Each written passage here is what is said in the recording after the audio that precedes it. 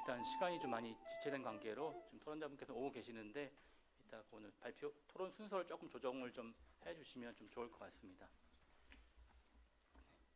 네, 지금부터 충남과학기술진흥원 개원식 기념 세미나를 시작하겠습니다.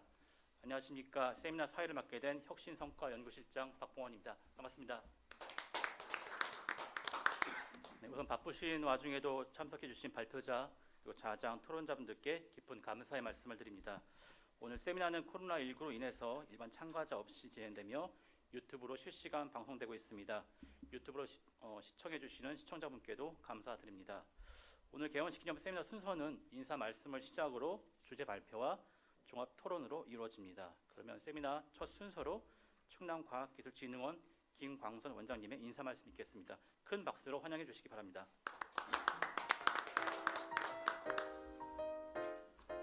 충남과학기술진흥원장 김광선입니다. 앞서 개원식에 이어 개원기념 세미나를 개최하게 되었습니다. 바쁘신데 참석해 주신 유영재 좌장님을 비롯해서 존경하는 우리 패널리스트 분과 또 김상선 주재 발표자님께 감사의 말씀을 드립니다. 그리고 유튜브로 신청해 주시는 모든 시청자 여러분께도 감사드립니다. 충남도는 과학기술 현황에 있어서는 삼성전자, 삼성 SDI, SKI, 하나에어로스페이스, 하나토탈, 현대제철 등 세계 굴지의 대기업과 국책연구기관으로 한국생산기술연구원, 그리고 자동차연구원, 또 17개의 대학이 있습니다. 또한 GRDP 국내 3위, 1인당 GNDP 국내 2위로 매우 선진화된 지역으로 알려져 있습니다. 그럼에도 불구하고 올해 국가과학기술평가원이 발표한 2020년 과학기술 혁신 역량 분석 결과에 의하면 충남도는 17개 시도 중 충북, 부산에 이어 8위로 아직 부족한 부분이 많이 있습니다. 예를 들어 아직은 GRDP 대비 연구개발에 대한 투자 비율이 전국 11위로 낮은 수준이며 국내 30위 이내에 들어가 있는 대학이 없습니다. 또한 발표되는 과학기술 논문의 양도 적은 상황입니다. 즉 우수 연구 인력 및 관련 예산에 대한 변화가 필요한 상황으로 보입니다.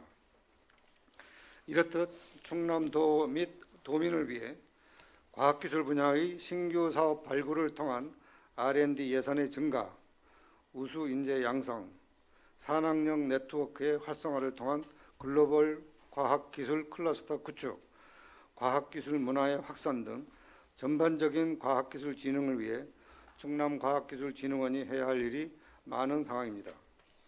이러한 상황에서 오늘 저희 충남과학기술진흥원 개원기념 세미나에는 각 관련 전문 분야에서 우리나라 최고의 분들을 모셨습니다.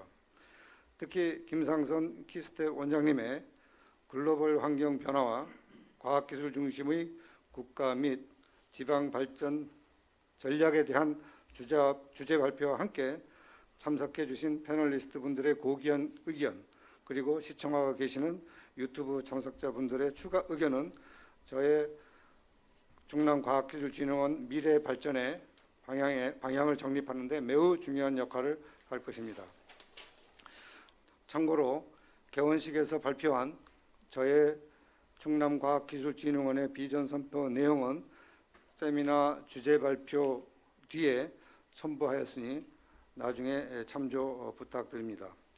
오늘 좌장은 유영재 서울대 화학생물공학부 명예교수이며 가천대 석좌 교수이면서 전 중앙공무원교육원장님이신 교육원장님께서 맡아주셨고 지명 토론자로 안장헌 충남도 의회 기획경제위원회 위원장님, 한국생산기술연구원 이낙규 원장님, 충남도 정병락 미래산업국장님, 가천대 컴퓨터공학과 조영임 교수님, 아이뉴스24 정치경제부 최상국 부장님, 과학기술정보통신부 지역과학기술진흥 홍순정 과장님께서 참석해 주셨습니다. 귀하게 만든 이 자리가 충남의 현황을 바탕으로 다양한 충남의 과학기술 발전을 위한 방안에 대한 논의가 이루어질 것으로 생각합니다. 바쁘신 가운데 오늘 개원기념 세미나에 참석해 주신 데 대하여 다시 한번 감사드리며 앞으로도 충남과학기술진흥원에 대한 관심과 성원을 부탁드립니다. 감사합니다.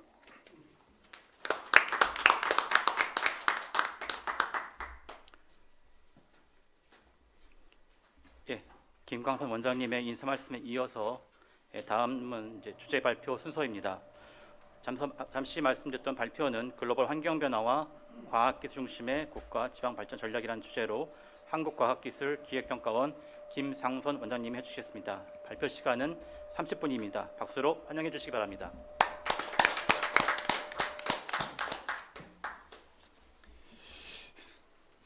안녕하세요. 방금 소개받은 한국과학기술기획평가원 원장 김상선입니다.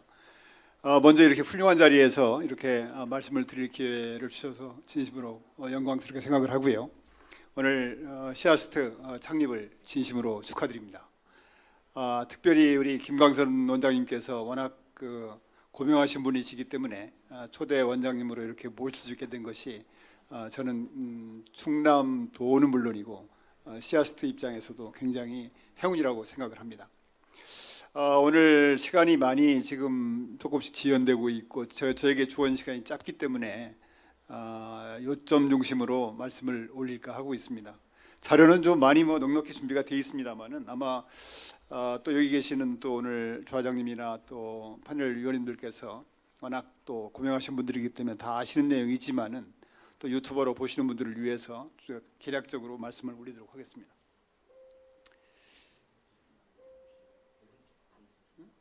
오케이.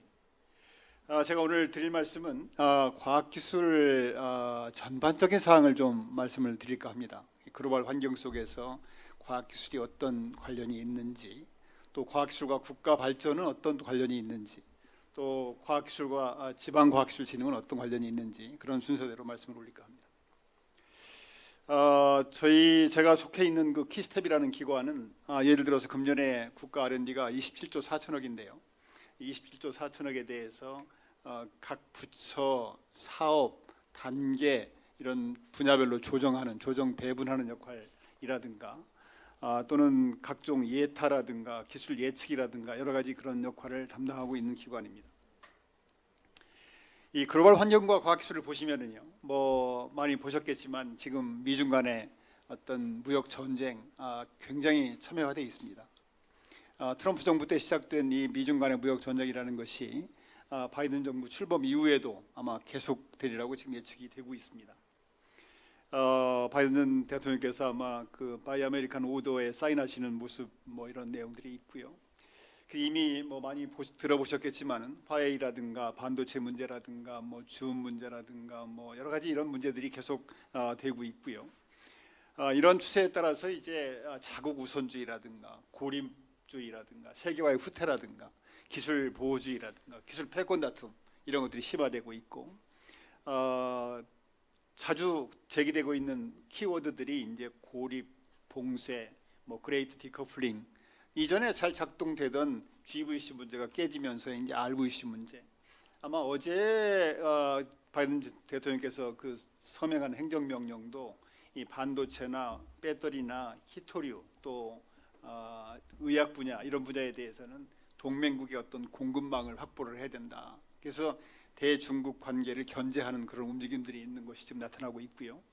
아마도 지금 바이든 정부 출범에 따라서 이제 EPN에 가입하는 문제라든가 쿼드에 한국이 들어가야 되는지 말아야 되는지 굉장히 지금 어려운 시기에 있는 것 같습니다. 그러니까 우리나라가 아시다시피 자원이나 사람이 없는 나라에서 보면은 또 수출 의존도가 큰 나라에서 보면은 결국 국가 경쟁력이나 생존 전략은 기술이다. 이제는 지금 이 무역 전쟁 이면에 보시면은 결국은 군사력 뒤에 경제력이 있고 경제력 뒤에는 기술력이 있다. 그러니까 대한민국이 이런 국제 환경 속에서 살아남기 위해서는 결국은 우리만의 독점적인 원천 기술이나 제품이 없으면은 미래가 없다. 이렇게 말씀드릴 수 있을 것 같습니다. 그런가 하면 이제 소부장 2019년에 일본에서 그 반도체 세계 부품에서 시작된 소부장 문제가 우리를 어렵게 하고 있었죠. 그래서 정부에서 역점적으로 이 소부장 문제를 대응을 했고 대통령께서도 왜 이렇게 되겠죠? 이상하다 이건 좀 예.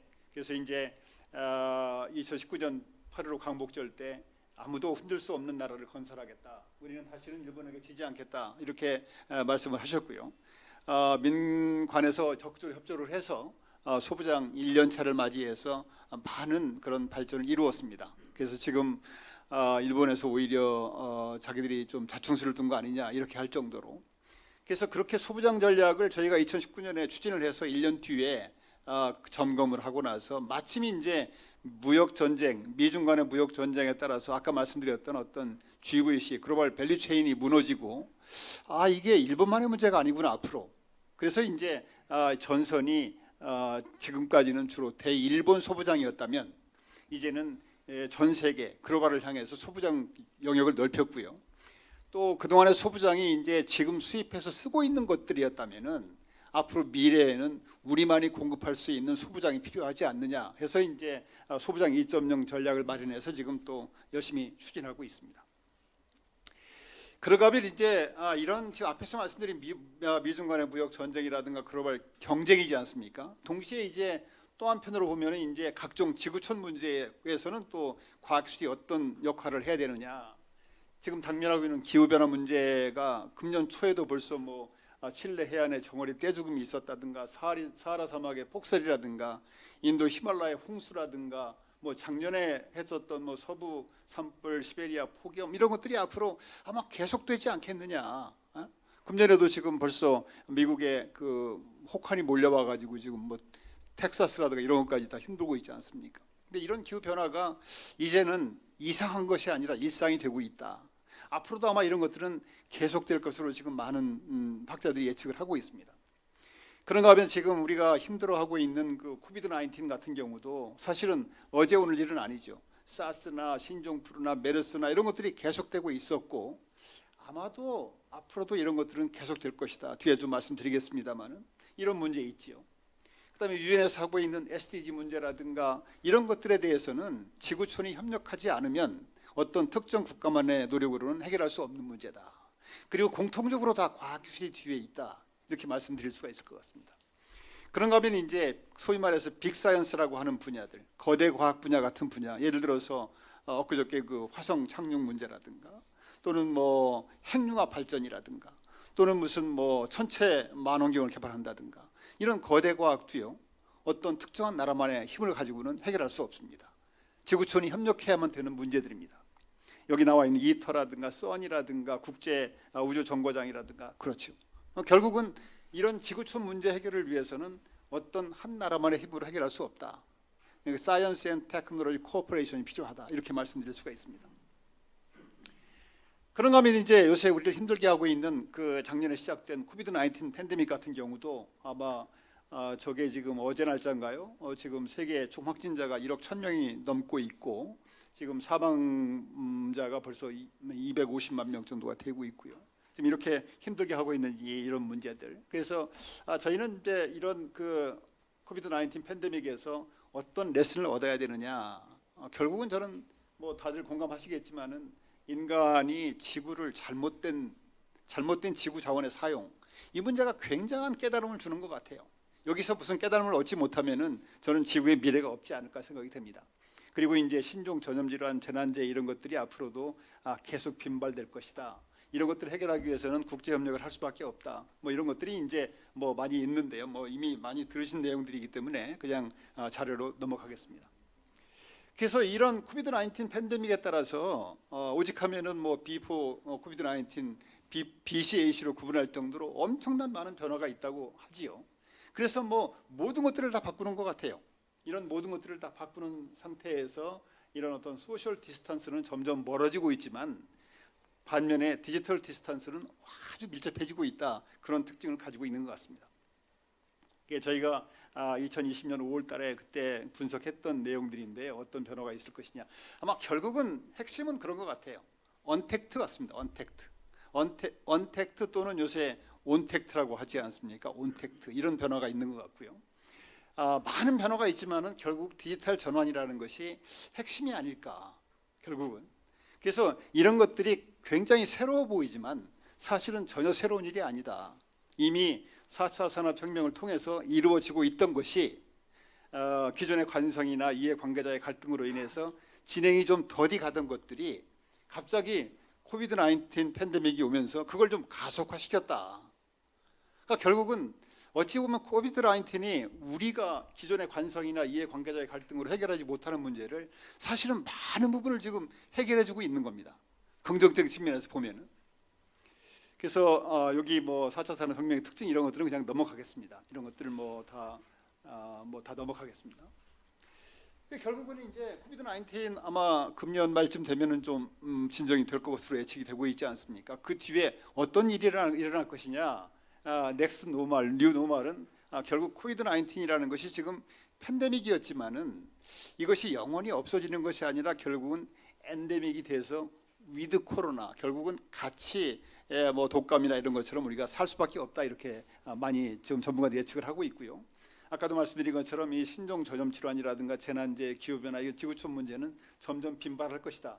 어쩌면 코비드-19 팬데믹 같은 경우도 이제는 더 자주, 그러니까 이전에 뭐 사스나 메르스나 이런데 더 자주, 더 세게 오지 않을 것인가 그렇게 지금 예측들을 해야 되는 것 같고요. 아까 말씀드린 것처럼 언택트나 온택트 또는 뭐 디지털 트랜스포메이션이 가속화되고 동시에 이제 디지털 트랜스포메이션이 가속화됨에 따라서 디지털 디바이드 문제라든가 사이버 시큐리티 문제라든가 각종 가짜뉴스 인포데믹이라든가 이런 문제가 우리가 굉장히 대응해야 될 문제로 대두가 되고 있다 이렇게 말씀드릴 수 있을 것 같습니다. 정부에서 이제 이런 그 코비드-19 팬데믹이 왔을 때 위기는 기회라고 하지 않습니까? 윈스턴 처칠이 Never waste a good crisis 그런 말씀을 하신 것처럼 어쩌면 이것들을 잘 기회로 활용하면은 또 다른 우리한테 찬스가 올 수 있다. 생각해 보시면은 1997년에 IMF 때라든가 2008년에 뉴만 그 금융 위기 때 우리가 그때를 잘 극복을 해서 정부와 사회로 진입할 수 있는 좋은 기회로 삼았듯이 이걸 그냥 우리가 위기로 보지 않고 기회로 만들어야 되겠다. 그래서 정부에서 작년에 이제 K 뉴딜을 본격적으로 시작을 하게 됐죠. 그 안에 보면은 핵심이 디지털 뉴딜, 그린 뉴딜, 그다음에 고용 안전망, 요새 이제 지역 뉴딜까지 포함해서 이런 것들을 중점적으로 추진함으로 해서 코비드-19 팬데믹이 가져온 기회로 삼자 이렇게 지금 추진을 하고 있습니다. 그러고 하면 이제 작년 10월 달인가요? 대통령께서 2050년 탄소 중립 선언을 하셨죠. 그리고 발빠르게 작년 12월에는 이제 2050 탄소 중립 추진 전략을 발표했습니다. 그 추진 전략을 발표하신 내용들이 이제 2030년까지 국가 온실가스 감축 목표 NDC Nationally Determined Contribution 목표를 확정을 했고 또 2050년까지 장기 저탄소 발전 전략을 제시했습니다. 아마 금년에 이제 구체적인 계획들이 나오는데요. 어쩌면은 이게 굉장히 어려운 일입니다. 잘 아시다시피 쉽지 않은 일입니다. 그냥 이렇게 2050 탄소 중립이라는 것이 결코 쉬운 일이 아닙니다. 사실은 아까 우리 시아스트의 미래 비전도 발표하셨고 뭐 그렇게 했습니다만은 어쩌면 이게 굉장히 국가적으로나 지역 발전에서나 핵심적인 요소 우리가 도전해야 될 굉장히 중요한 이슈다 이렇게 볼 수가 있는 것 같습니다. 잘 아시겠지만은 우리나라가 에너지 자원이 그렇게 넉넉하지 않은 나라고요. 그 다음에 이제 탄소 배출원이 우리가 굉장히 많은 구조로 되어 있습니다. 우리 제조업들이 지금 철강이나 시멘트나 석유화학이나 이런 것들이 다 굉장히 탄소 배출원이 많은 그러면서도 우리나라가 이미 지금 개도국이 아니라 선진국이 올라오다 보니까 거기서 사용되고 있는 기술들이 굉장히 어드밴스된 하이 테크놀로지 이미 쓰고 있습니다. 이게 로우텍을 쓰고 있다면 그걸 뭐 전략을 해서 탄소 배출량을 줄이면 될 텐데 그러니까 선택이 별로 없는 거죠. 그런가 하면 2030년, 35년에는 지금 내연기관차가 다 없어져야 되고요. 지금 다 전기차, 수소차로 바뀌어야 되고요. 이게 결코 쉬운 일이 아닙니다. 사실은 굉장히 도전적인 목표입니다. 그래서 정부에서도 아마 금년 중에 조금 더 스마트한 전략을 구상하고 있는데요. 이런 것들이 아마 앞으로 중앙정부든 지방정부든 굉장히 관심을 가지고 중점적으로 도전해야 될 과제가 아닐까 생각이 됩니다. 그래서 지난주인가요? 그 빌 게이츠가 저서가 금년에도 우리나라에도 발표가 됐었죠.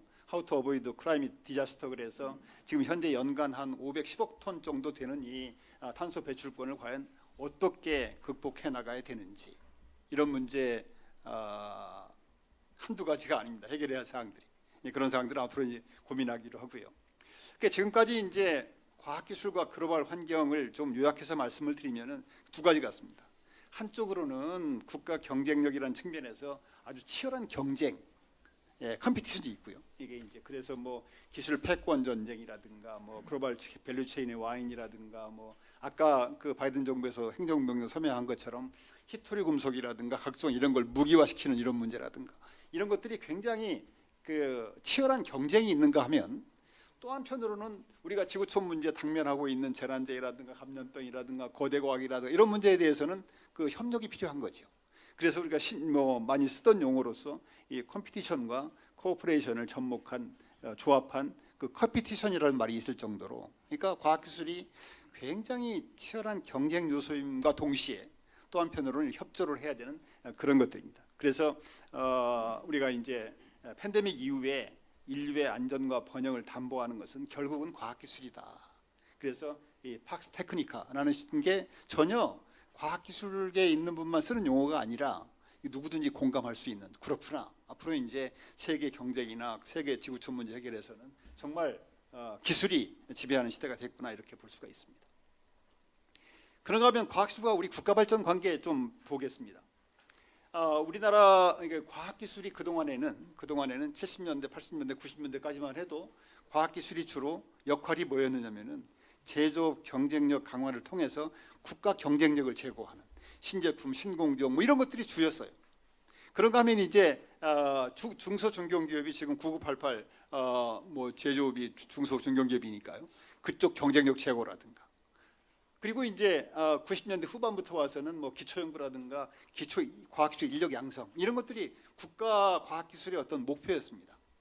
그런데 가만히 지금 보시면은요, 최근에는요, 그런 것뿐 아니라 삶의 질, 퀄리티 오브 라이프라고, 편리하고 풍요롭고 건강하고 안전한 삶을 국민들은 원하세요. 이제 과학기술 제조업 경쟁력 뭐 알겠는데 그거 나는 잘 모르겠고, 나는 이제 사회문제 해결이라든가 삶의 질, 이런 것을 해 주시기를 원해요. 우리나라 전체 뭐 언론. 그다음에 뭐 국가안보 당연하죠. 과학기술 뭐 국가안보 빼놓으면 말이 안 되는 거죠. 그런가 하면 이전에는 예를 들어서 문화, 예술, 체육, 외교, 치안 이런 것들은 과학기술은 그냥 남의 일처럼 생각했어요. 그거는 뭐 과학자가 하는 거지, 문화 하는데 무슨 과학기술이야, 예술, 체육, 그렇지 않습니까? 지금은 다 과학기술입니다. 이제는 모든 분야가 지금 이 세계적인 수준에 우리가 와 있다 보니까 이 다음 단으로 넘어가기 위해서는 과학기술이 들어오지 않고는 미래가 보장될 수가 없는 겁니다. 수영 선수가 스위밍을 할 때도 이게 그냥 막 연습하면 되는 것이 아니라 몇 도로 입수를 해야 되는지, 상의를 입어야 되는지 안 입어야 되는지, 이런 것들이 다 0.01도로 뭐 다투잖아요. 이제. 그러니까 결국은 뭐 모든 산업, 가발이든 섬유든 뭐 무슨 뭐 예술이든 체육이든, 그래서 지금은 과학기술이 모든 분야에 지금 중심이 되고 있습니다. 그런가 하면 이제 빅사이언스, 이제 우주라든가 해양이라든가 극지 핵융합 이런 거, 우리나라가 과학기술 투자가 한 1,000억도 안 될 때는 엄두도 못 냈죠. 이거 뭐 지금 달나라 위성 하나 보내는데 2,600억, 3,000억 드는데요. 네? 여기 지금 저 대전에 라온 가속기 같은 거 뭐 조 단위가 들어가는데 이제. 예전에는 그거 생각도 못했죠. 그렇지만 지금 우리가 국가 R&D가 볼륨이 커지고 하니까 이제는 거기에 맞게 이런 빅사이언스 안 할 수가 없죠. 이런 수요도 지금 늘어나고 있죠. 거대 시설 장비 이런 것도 다 마찬가지고요. 인프라, 공공기관 운영이라든가, 또 아까 말씀드렸던 이 지구촌 문제라든가 거대과학 분야에 대해서, 이런 거에 대해서 우리나라가 우리는 바빠서 그러고 못합니다, 그럴 수 없지 않습니까? 이제 거기도 참여를 해야 되지 않습니까? 지구촌에 책임 있는 당국자로서. 그런가 하면 이제 지방도 마찬가지죠. 지방도 이제 과학기술 없이는 지방의 과학기술 진흥을 위해서도 이제 당연히 필요하죠. 또 각종 갈등해서 우리나라가 지금 안고 있는 많은 갈등의 이면에는 사실은 과학기술이 있습니다. 과학기술이 이게 정말 근거가 있는 얘기인지 없는 얘기인지 정확히 얘기를 해줘야 갈등을 해소하는데 많은 기여를 합니다. 말씀드린 이유는 뭐냐? 과학기술의 영역이 단순히 그냥 제조업 경쟁력이라든가 중소 중견기업 경쟁력 문제만이 아니구나. 이제는 모든 분야에 과학기술이 들어가지 않으면 안 된다. 이런 말씀을 드릴 수가 있습니다. 그래서 뭐 제가 한번 그려봤는데요. 뭐 해당이 안 되는 데가 없어요. 뭐 보건환경, 문화예술, 채용, 사회문제 해결, 요식업, 뭐 외교, 안보 다 마찬가지예요. 그래서 과학기술 중심의 국정 운영을 해야 된다고 저는 생각하고 있습니다. 이렇게 중요한 과학기술이 대한민국에서 지금 과학기술이 어떤 상태에 있느냐 간단하게 말씀을 드리겠습니다. 이게 지금 홍릉에 있는 한국과학기술연구원이 1966년에 설립이 됐습니다. 우리나라 그 전에 과학기술이 사실은 거의 없었습니다. 아까 아산에 장영실 선생님 계실 때 옛날 그런 전통적인 거 많이 있었습니다만은 근대적인 의미에서 과학기술은 1966년에 해외에서 활동하시던 과학자분들이 머리에 담고 와서 그거 이제 국산화시키고 모방 소화 개량하고 이렇게 시작한 나라입니다. 그런데 불과 50년 만에 굉장히 많은 발전을 했어요. 그래서 지금 여기 뭐 요새 우리들이 흔히 보는 것들이 그렇게 오래된 것들이 아닙니다. 사실은 컬러 TV라든가 뭐 TDX 교환기라든가 이런 거 다 얼마 안 된 것들입니다. 그래서 우리나라가 굉장히 빠른 시간 내에 물론 다른 분야 다 마찬가지입니다만은 이 각종 이런 단위 과학기술은 물론이고 거대 과학 같은 쪽에서도 지금 세계적인 수준에 와 있습니다. 그래서 우리가 뭐 잘했다고 하면 안 되니까요. 이제 예를 들어서 뭐 블룸버그에서 이노베이션 인덱스 혁신 지수를 8년 연속 우리가 세계 1, 2위 지난주에 발표했나요? 지난주에 뭐 1위로 또 나와 있는데요. 이런 것들이 있고요. 또 뭐 스위스에 있는 IND에서도 저희가 과학 인프라 뭐 세계 3위, 기술 인프라 13위 이런 정도의 평가를 받고 있고 또 코스트 지표라는 게 있습니다. 저희 키스텝에서 발표하는 지표인데 이것도 지금 세계 각국을 비교해 볼 때 우리가 한 세계 7위 정도 지금 와 있고요. 그다음에 EU에서 이제 EU가 경쟁력이 얼마나 되는지를 비교해 보기 위해서 EU 권역하고 그 외에 뭐 미국, 캐나다, 일본 다 집어넣어서 이제 평가를 해보니까 역시 한국이 지금 제일 높게 평가를 받고 있습니다. 글로벌 이노베이션 인덱스라고 그 세계 지식재산 기구에서 나오는 자료에도 우리가 작년에 최초로 10위권에 지금 들어가 있고요. 기초과학은 비교적 늦게 시작했죠. 한 2000년에 저희가 시작했다고 거의 봐도 될 정도인데요. 그런데 짧은 시간인데도 불구하고 지금 전체적인 양적 지표라든가 질적 지표에서도 굉장히 빠른 속도로 발전하고 있다. 특허 건수에서도 뭐 세계 5위 뭐 이런 것들이 있습니다. 그래서 이런 것들을 말씀드리는 이유가 사실은 네이처에서는 뭐 작년인가요? 우리 한국 특집을 뭐 발간할 정도가 돼 있고 그런데도 불구하고 가끔 뭐 우리 여기 최 부장님도 와 계십니다만은 이 언론이나 이런 데 보면은 이런 말들이 많이 있어요. 이런 말들이 아마 들어보셨을 겁니다. 코리아 R&D 패러독스라든가 뭐 R&D 예산은 눈먼 돈이다. 뭐 퍼붓는 뭐 이런 얘기들이 많이 있어요. 사실은 저는 앞에서 말씀드린 것처럼 조금 우리나라 과학기술 발전을 조금 너무 이렇게 폄하하신 거 아닌가 그렇게 생각이 됩니다. 이게 사실은 국가 R&D라는 것이 평가가 참 어려워요. 이게 R&D 불확실성이라든가 또 성과 확산 활용까지 어떤 타임렉 이런 걸 볼 때 이 평가 방법이 참 어렵습니다. 특별히 아까 말씀드린 것처럼 이 공공 R&D는 성격이 이게 무슨 생산성 향상이라든가 이런 걸로 판단하지 못하는 인력 양성, 인프라, 뭐 삶의 질 여러 가지 요소가 있기 때문에 굉장히 사실 어렵습니다. 이 평가하는 게. 그래서 이런 것 때문에 예를 들어서 그 마츠카토 교수가 쓴 또 엔터프레너럴 스테이트라는 책에도 보면은 이 굉장히 어렵다. 공공섹터 이 성과를 평가하는 게 쉽지 않다. 이렇게 쭉 한번 뭐 다 아시겠지만 이렇게 보셨고요. 예컨대 지금 아이폰이라는 것이 그냥 나온 것이 아니라 그 동안에 미국의 DOE라든가 NSF라든가 이런저런 것들이 다 녹여져서 이런 것이 나온 것이다. 이렇게 설명을 하고 있는데요. 그래서 그 과학기술 투자에 대해서 성과 평가가 참 어렵다 해서 저는 개인적으로는 아까도 앞에서 쭉 말씀드린 것처럼 우리가 짧은 시간 내에 굉장히 장족의 발전을 이루었기 때문에 특별한 근거가 없이 아까 R&D 패러닥스라든가 뭐 고비용 조율 구조라든가 밑빠진 독의 불붙기라든가 이런 것들은 저는 용어는 좀 쓰지 않았으면 좋겠어요. 과학 과학계가 결국 과학기술은 사람이 하는 건데 그 과학기술계의 사기를 떨어뜨리는 건 별로 좋은 거 아니다. 그래서 오히려 과학기술의 중요성이라든가 국가 R&D의 성과를 제대로 알리고 그래서 과학기술계가 정말 신명나게 연구에 몰입할 수 있는 여건을 만들어주는데 우리가 힘을 모아야 되겠다. 뭐 이런 생각입니다. 너무 이건 내용들이 많아서 다음에 기회가 되면 다른 기회에서 말씀 올리겠습니다.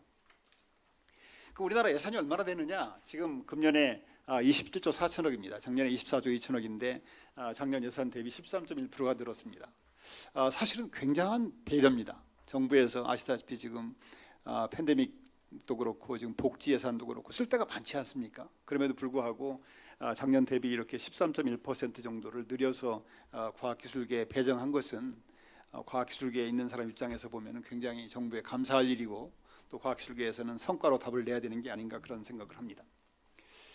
그래서 국가 지금 재정 운영 계획에 따르면은 지금 2023년이 되면은 한 30조 원을 지금 돌파할 계획으로 되어 있습니다. 그래서 금년에 대략적으로 저희가 27조 4천억 지금 활용되는 그 분야들을 보면은 이 과학기술 그 위기 극복하는 감염병이라든가 소부장 문제라든가 또 한국형 뉴딜, 디지털 그린 뉴딜, 일자리 중소기업, 삶의 질, 그다음에 이제 혁신성장 빅3가 있는데 바이오헬스, 미래차, 시스템 반도체 이런 쪽이고요. 그렇다고 정부가 이런 쪽만 하느냐 그렇지는 않습니다. 결국은 미래에 도전할 수 있는 성장 동력을 할 수 있는 기초연구라든가 인재 양성, 특히 기초연구는 저희가 2018년 대비 내년까지 예산을 배정하도록 되어 있습니다. 2.5조로 배로 드리고로 목표를 세웠고 지금 차질 없이 가고 있고 아마 달성을 할 것으로 생각이 됩니다. 근데 이런 예산들을 사실은 어떤 특정 부처만 쓰는 건 아니에요. 우리나라가 이제 분산 시스템이 돼 있어가지고 현재는 한 30개 부처청이 다 R&D를 하고 있어요. 그러니까 이런 걸 보면 아까 과학기술이 정말 모든 분야의 중심이 되는구나 그런 걸 보실 수가 있을 것 같습니다. 그 중에서도 이제 5개 메이저 부처가 한 80%를 쓰고 있습니다. 과기부, 산업부, 방사청, 교육부, 중기부 이런 것들이요. 요거 이렇게 지나가겠습니다. 그런데 한 가지 이제 조금 여기서 저희가 생각할 것들이 그렇게 돈을 많이 쓰느냐 이런 말씀들을 하세요. 근데 사실은 이제 우리가 흔히 얘기하는 그 GDP 대비 세계 2위다, 절대 규모 5위다 하는 것은 이 금년에 한 100조 되는데요. 그게 민간까지 포함된 돈입니다. 사실은. 그러니까 민간에서 쓰는 돈을 다 모은 게 한 70, 한 6, 7조 되고요. 나머지 이제 아까 24조, 27조가 이제 정부가 쓰는 거죠. 그게 한 21%밖에 안 됩니다. 그러니까 흔히 얘기하는 이 GDP 대비 세계 1위, 2위, 뭐 절대규모 5위라는 것은 그냥 민간까지 다 포함한 돈이고 정부가 쓰는 돈은 그 중에서 한 금년에 27조 4천억 이 정도 되고요. 이런 돈이 얼마나 규모가 되느냐면요. 미국의 NIH 뭐 국립보건원이라는 기관이 있어요. 그 기관이 1년에 금년에 쓰는 돈이 아마 한 6조쯤 씁니다. 그러니까 물론 미국이 큰 나라긴 합니다만은 그런데 비해서 저희는 아까 30개 부처청이 쓰는 돈, 그것도 뭐 거대 과학부터 인력 양성까지 다 쓰는 돈이 불과 27조입니다. 그런데 아까 수요는 그렇게 늘고 있지 않습니까? 그런 점들을 좀 우리가 생각을 해야 된다는 말씀을 드리고 싶습니다. 지금 제가 벌써 시간이 된 것 같은데요. 그래서 조금 요약해서 간단하겠습니다. 이제. 그래서 저는 개인적으로는 국가가 나라 살림이 아무리 어려워도 우리가 미래의 씨앗인 국가 R&D 투자는 지속적으로 확대해야 된다. 그래서 적어도 국가 전체 예산의 한 5% 정도는 미래 씨앗인 과학기술에 배분을 해야 되고 또 과학계는 당연히 성과로 응답을 해야 된다. 이따가 아마 지방도 똑같은 저는 논리라고 생각이 됩니다. 지방이 아무리 어려워도 미래의 씨앗인 과학기술을 위해서는 일정 예산을 과학기술에 투자를 해야 된다. 이렇게 말씀드릴 수가 있습니다. 이것들은 뭐 제가 여기 넣은 이유는 내년도 이제 R&D 투자 방향 100조 시대 맞이해서 아마 여기 중점적으로 추진하려고 하는 분야입니다. 그래서 아마 지방에서도 이런 것들하고 잘 얼라이먼트를 하셔야 예를 들어서 감염병, 소부장, 아까 혁신성장 3대 빅 분야, 그러니까 바이오하고 시스템 반도체, 자율형차 그런 것이죠. DNA 기반. 그다음에 이제 탄소 중립 전환 가속화가 굉장히 큰 몫으로 점점 들어올 것 같아요. 이런 분야들을 유심히 보시면서 여기하고 잘 이렇게 연계를 하셔야 되지 않을까 생각이 됩니다. 요거는 그냥 지나가겠습니다. 그래서 네. 지방과학기술 저는 지방과학기술을 지방이 지금 당면한 문제를 해결하도 중요하겠지만 결국 우리 지방이 글로벌 경쟁력을 확보하기 위해서는 저는 과학기술이라고 봐요. 아까 말씀드렸던 것처럼 대한민국의 미래가 과학기술이 없이는 미래가 보장받을 수 없듯이 똑같습니다. 지방도 우리 지역이 대한민국 최고를 넘어서 글로벌 경쟁력을 확보하기 위해서는 결국은 이 인적 자원과 과학기술이다. 저는 그렇게 말씀드리고 싶습니다. 그래서 지금까지 토목이나 건축이나 인프라 이런 하드웨어 중심이었다면 앞으로는 이 인적 자원이나 과학기술 이런 소프트 파워의 중심을 둬야 된다 이렇게 말씀드릴 수가 있습니다. 제가 이거는 2010년인가요? 언제 한번 기고했던 생각이 나는데요. 그때 저희 요점이 저는 그거였습니다. 결국은 지역 발전의 양대 축이 이제는 과학기술과 인재 양성에 두어야 된다. 뭐 그런 내용들이었는데 뒤에서 중복되기 때문에요. 정부에서도 이제 지방과학기술 종합계획을 매 5년마다 수립하고 있습니다. 지금 현재가 제5차 지방과학기술 진흥 종합계획이 2022년에 끝나기 때문에 2023년 그러니까 내년도에 새로운 정부가 출범이 되면은 그 철학을 담아서 2023년에 이제 5개년 계획이 확정이 됩니다. 그런데 지방 육성을 위해서 좋은 내용들이 많이 들어가서 향후 정부, 다음 정부에서 이제 5년간 열심히 지금 해야 되는 게 아닌가 생각이 드는데요. 아마 뭐 여기 큰 틀은 그런 것 같습니다. 지방의 혁신 주체를 양성을 하고 중앙 정부 주도가 아닌 지역 주도 시스템을 통해서 지역 성장을 견인해야 된다. 뭐 그런 내용인데요. 그냥 이 내용들은 시작하겠습니다. 제가 몇 가지 이제 좀 생각해 볼 수 있는 이슈가 뭐냐?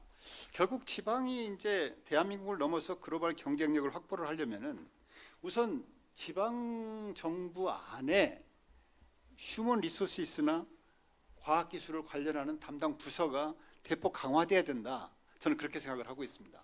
우리 국장님 와 계십니다만은 그게 실질적으로 그런 역할을 할 수 있어야 된다. 그래서 지방과학기술혁신위원회라든가 어떤 그 자문위원회 같은 것들 설치 운영해서 직접적으로 지방 정부의 장을 자문할 수 있고 그런 중요한 결정을 할 수 있는 그런 시스템들이 되어야 된다.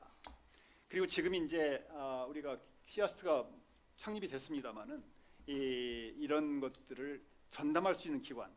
그래서 이게 물리적인 어떤 그 사업도 뭐 중요하겠습니다만은 아까 우리 김 원장님 발표하신 것 중에 제일 첫 번째 나와 있는 중점 추진 과제처럼 정말 이 띵크탱크가 중요하다. 띵크탱크가.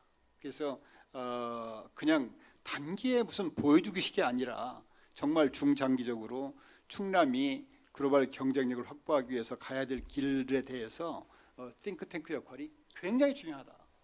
그리고 이제 저는 욕심이 그렇습니다. 지금 각 부처가 과기부, 중기벤처기업부, 산업부 다 부처들이 지금은 지방에 그 자기 산하기관들을 두고 그걸 통해서 이렇게 비즈니스를 하게 돼요. 근데 그것들이 궁극적으로는 합해져서 예를 들어 시아스트 밑으로 들어온다든가 뭔가 연계할 수 있는 뭐 그런 것들이 아마 미래 발전 방향 같아요. 그런데 그것이 뭐 단기간 내에 이루어질 수는 없기 때문에 우선은 이제 시아스를 중심으로 해서 이렇게 서로 코디네이션하는 아까 아마 그 추진 전략의 마지막 쪽에 있는 그룹에 있던 것 같은데요. 뭐 그런 것들이 저는 굉장히 중요한 것 같습니다. 그리고 우리 국장님도 와 계시고 다 계십니다만은 뭐 제일 중요한 게 저는 이거 같아요. 지방자치단체 그 장께서 이 전폭적으로 지지를 해야 된다. 그러면서도 좀 자율적으로 운영이 되도록 해야 된다. 이게 자칫하면 지금 다른 지방 사례를 보면은요, 초기에는 의욕적으로 출발했다가도 어느 사이에 이렇게 정치권에 이렇게 영향을 받게 돼요. 그래서 본의 아니게 자기 사람을 심는다든가 뭐 이런 어떤 그런 것들을 보면서 굉장히 좀 안타까워요. 사실은 이 과학기술 분야가 별로 힘이 없습니다. 아까 다른 아까 하드웨어 분야, 토목이나 건축이나 뭐 큰 투자에 비해서 이게 굉장히 금액이나 이런 걸 봐서 작기 때문에 자칫하면 이게 제대로 힘을 못 쓸 수가 있어요. 그러니까 제가 볼 때는 아마 지방 정부에서 정말 전폭적으로 힘을 실어주셔야 된다 여기다가.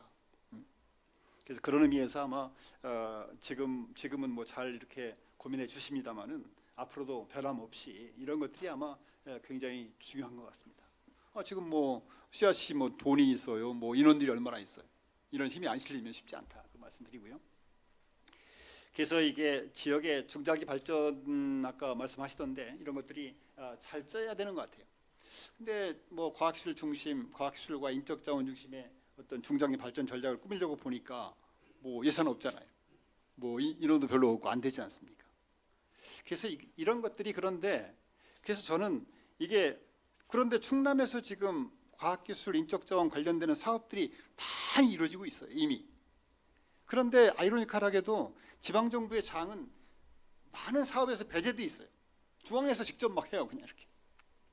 그래서 그 시스템을 바꿀 수는 없지만 현재 갑자기 그렇지만 그것들을 녹여서 비록 내가 직접 우리 예산으로 하는 건 아니고 중앙 사업입니다만은 그것들을 잘 녹이고 지방에서 여유가 별로 많지 않지만은 지방 정부 예산에서 일부를 할애를 해서 독자적인 R&D 자원을 가지고 같이 그거를 접목한 그런 중장기 발전 전략을 수립해야 된다.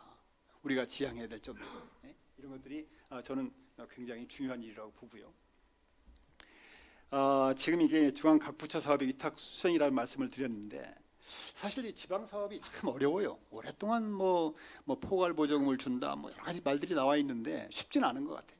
그러니까 저는 그런 생각이에요. 이게 포괄 보조금을 다 주어서 지방에서 알아서 해라.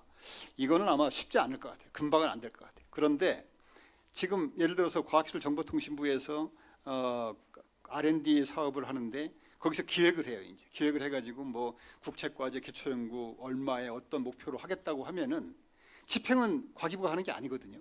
한국연구재단에 주어서 한국연구재단이 현재 연구 현장 여건에 맞는 실행 계획을 짜서 실행을 하거든요. 그러니까 중앙정부 입장에서 보면은 중앙정부에서 의도하는 그 목표를 달성하는 게 중앙정부의 롤이잖아요. 내가 직접 거기다 조직을 두어서 내가 집행할 필요 없지 않습니까? 그러니까 이런 체계가 돼서 정책을 입안하고 예산을 확보하는 것은 중앙정부지만은 그걸 실제로 구현하는 것은 아마 지방에 위탁 시행을 해야 된다. 그래서 지방에서도 여기서 의도하는 바를 현장 여건을 잘 감안한 실행 계획을 짜서 목표를 달성해 주면 되는 거 아니겠습니까? 이런 것들이 같이 목소리를 내서 이게 이루어져야 된다. 저는 그런 생각을 합니다. 그리고 미래는 아까 이명수 의원님인가요? 그런 말씀하시는 것처럼 공감이 많이 가던데요. 결국은 미래에는 그 사람하고 기업한테 매력적인 여건을 만들어주는 게 저는 최고 같아요. 사람이 오도록 만들어야 돼요. 이제는 정말 이 지역에 정말 과학기술 인재 또 기업들이 오고 싶어하도록 만들어주는데 정말 역점을 둬야 된다. 그러기 위해서는 과연 어떤 정책을 해야 되는지 이번 지방정부 예산에서 일정률을 R&D에 투자한다고 하지 않습니까? 없는 예산에 R&D 투자하는데 뭐 대학 교수님들한테 뭐 기초연구나 뭐 사이언스나 돈 주겠다. 그거 아니죠. 지방에서는 정말 그 알토란 같은 그 돈을 가지고 정말 가시적인 성과를 지향하는 사이언스보다는 테크놀로지에서도 굉장히 가시적인 목표를 가진 그런 것들을 목표 지향적인 이런 것들이 굉장히 아무튼 아이디어를 잘 모아서 전략을 잘 짜야 된다 생각이 됩니다. 그리고 아까 김 원장님 발표하신 그 마지막에 나와 있는 주제가 저는 굉장히 중요하다고 봐요. 그러니까 지방에서 어떤 과학문화 확산이라든가 과학 대중화 이런 것들이 그게 잘 이렇게 눈에 안 띌지 모르지만은 그런 것도 굉장히 중요하다. 그래서 우리 지역의 청소년들이 과학기술의 꿈과 비전을 가지게 해주는 거라든가 또 지금 뭐 과학기술이 다 중심이 되는 사회인데 어르신들, 주부 이런 분들이 과학문화, 과학 대중화 할 수 있도록 어디 도청 강당 같은 거 오픈해가지고 매월 그런 포럼 같은 거 한다든가 또는 뭐 어르신들 요새 뭐 디지털 디바이드 문제 뭐 그렇지 않습니까? 뭐 그냥 키오스크니 뭐니 잘 작동도 못 하시고 그런 것들에 대해서 이 과학문화 확산 이런 것들도 저는 굉장히 중요한 역할이다. 이런 걸 하기 위해서는 우리 지역에도 아마 은퇴하신 교수님들이나 뭐 과학자들 이런 분들이 많이 계세요. 그런 분들을 잘 오가나이즈 해가지고 활용하면은 얼마든지 저런 것도 가능하다. 그래서 아까 그 이 의원님 말씀이 저는 굉장히 제가 드리고 싶은 말씀 중에 하나였어요. 사실은. 그러니까 김 원장님께서 이 초대 원장, 초대 기관장이 저는 굉장히 중요한 것 같아요. 근데 절대 욕심내시면 안 된다. 이게 그냥 내 임기 중에, 짧은 임기 중에 뭘 막 하시겠다, 이거보다는 긴 호흡에서 내가 그 주춧돌 하나 잘 놓겠다. 예? 누가 인정하든 안 하든 아마 그러실 것 같아요. 그리고 이제 어차피 이게 가용 자원이나 이 한계가 있기 때문에 선택과 집중, 그런 거 중요한 것 같습니다. 그래서 좀 한 개라도, 그러니까 아까 뭐 예를 들어서 우수 학생이 오게 만든, 여기 지금 제가 하나 넣어놨나요? 이게 지금 엊그저께 신문에 보면 이렇더라고요. 이거 좀 굉장히 큰 문제 같아요. 지방대학 지금 난리 났어요 지금. 그러니까 지방대학 저렇게 지금 다 벚꽃이는 순서로 문을 닫아야 한다고 하는데, 앞으로 이 문제가, 그러니까 어찌 보면 이게 저출산 고령화 이런 문제가 지금 뭐 지금 집권당이나 지금 도정을 책임지는 분들은 자기 임기 중에 별로 그렇게 직접 오는 문제가 아니잖아요. 그러다 보면은 이게 등한시할 수 있는데, 저는 저런 문제 굉장히 중요하다고 봐요. 오늘 아침에도 신문에 보니까 지금 작년에 합계 출산율이 0.84명이라고 하지 않습니까? 근데 그런 체계 속에서 금방 2, 3년 내에 다가오는데 어떻게 하면은 인재들이 우리 지역에 올 수 있게 하느냐, 어떤 여건을 만들어주면 기업이 자기들이 오고 싶어하게 하느냐, 그런 토양을 만들어주는 것도 저는 굉장히 중요해서, 아무튼 뭐 충분히 잘 하시리라고 보고요. 그래서 그렇게 조금 긴 호흡에서 역할을 해주시면 좋겠다 말씀을 드리고 싶습니다. 요거는 지난번에 한번 제가 보고 아까 발표하신 내용이고요. 그리고 혹시 지역과학기술 혁신에 대해서 역량 뭐 이런 자료는 저희가 매년 그 R 코스트라고 그래가지고 이런 보고서를 발표를 해요. 그래서 거기에 보면은 상세한 내용들이 있기 때문에 그걸 보시면 될 것 같습니다. 아무튼 그렇습니다. 제가 좋아하는 시입니다. 나나 꽃피어, 조동화 시인인데, 나나 꽃피어 풀밭이 달라지겠냐고 말하지 말아라. 내가 꽃피고 나도 꽃피면 결국 풀밭이 온통 꽃밭이 되는 것 아니겠느냐. 나나 물들어 산이 달라지겠냐고도 말하지 말아라. 네가 물들고 내가 물들면 결국 온 산이 활활 타오르는 것 아니겠느냐. 그런데 아무리 나라가 어렵고 여건이 어려워도 각자 자기 위치에서 묵묵히 자기 일을 다 하다 보면 우리 충남 또 대한민국 미래가 있어 보입니다. 오늘 너무 이거 짧은 시간 내에 말씀드리다 보니까 이거 그냥 두리뭉실하게 말씀드렸는데요. 토론하시는데 많이 도움이 되었으면 합니다. 감사합니다. 네, 원장님 발표 잘 들었습니다. 원장님께 더 많은 시간을 드려야 하는데 짧게 드려서 죄송합니다. 예, 다음 순서는 종합 토론입니다. 토론 자리 배치를 위한 시간을 잠시 갖도록 하겠습니다. 한 2, 3분 정도 유튜브 방송 잠시 중단하겠습니다. 잠시만 기다려 주십시오.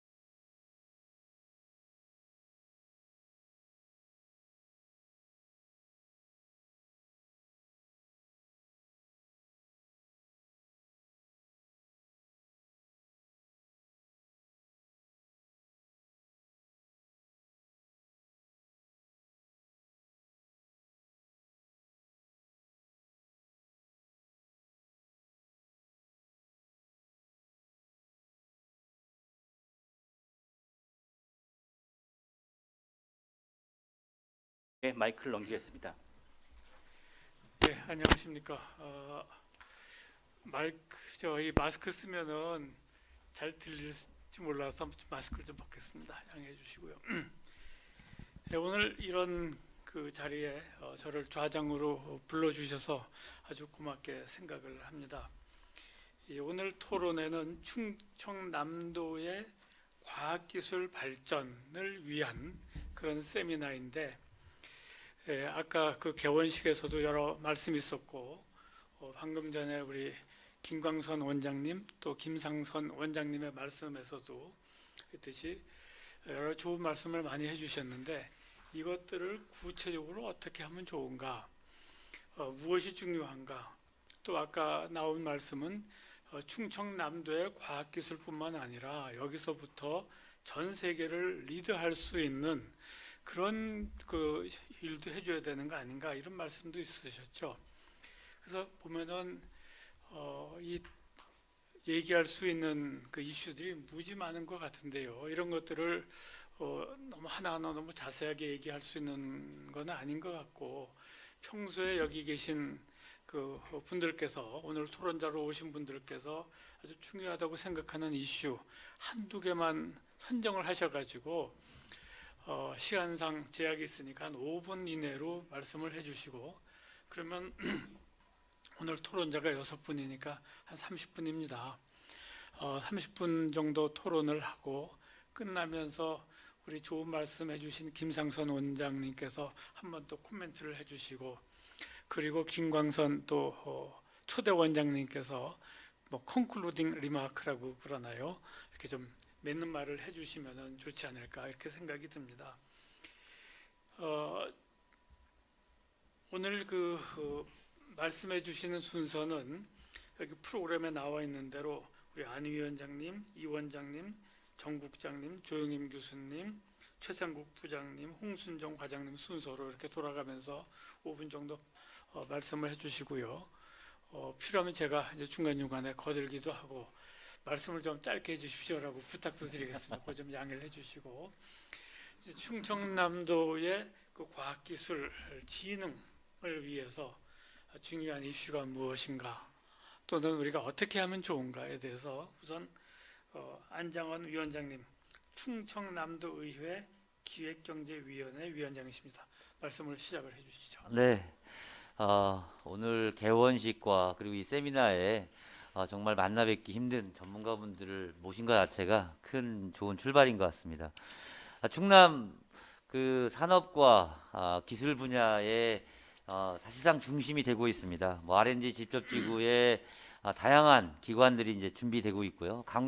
자동차 중심의 강소특구, 그리고 또 디스플레이 중심의 소부장 단지, 수소 중심의 규제자유 특구, 6천억 상당히 투자되고 있는 디스플레이 혁신 플랫폼, 앞으로 이제 선정될 예정인 3천억 규모의 마이크로바이옴, 이것만 해도 산업적 역량, 그리고 아까 말씀하신 생산과 관련된 역량은 이미 갖추어지고 있다고 볼 수 있겠습니다. 다만 이것들을 과연 그 R&D를 통한 지역의 연구개발을 통한 산업으로 연결되었느냐로 보면 사실은 그렇지 않은 게 현실입니다. 예를 들면 삼성 디스플레이의 13조 투자 중에 2, 3조의 R&D는 이곳이 아닌 수도권에서 진행되고 있습니다.